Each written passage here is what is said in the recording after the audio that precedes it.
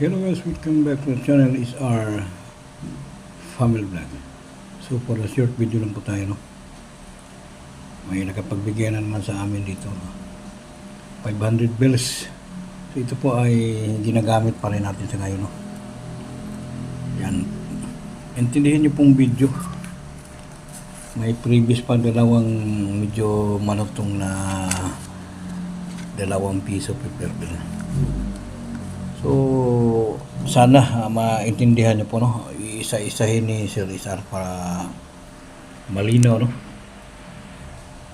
So, medyo lukot na siya guys, no? Pero, ito na pong ginagamit pa rin natin sa ngayon, no?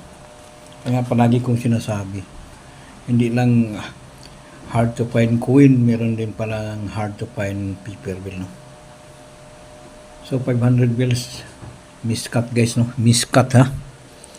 Sana maintindihan niyo po, no? Yan po ay miscut, no? I-compare po natin sa normal, no?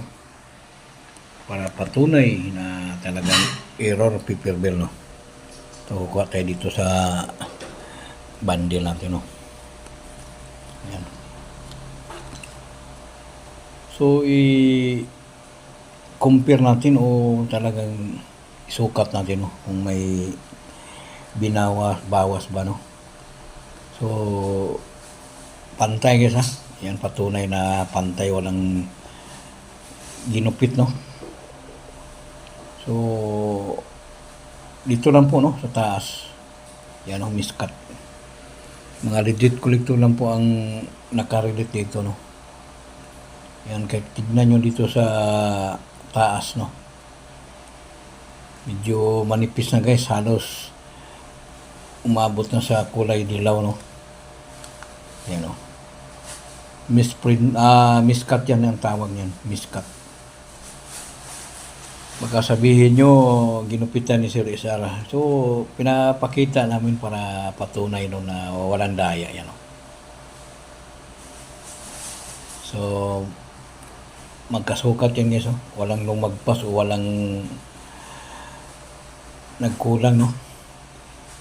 So, kahit anong paper bill, basta may error, no? O kahit anong coin, walang pinipili si Sir Rizal.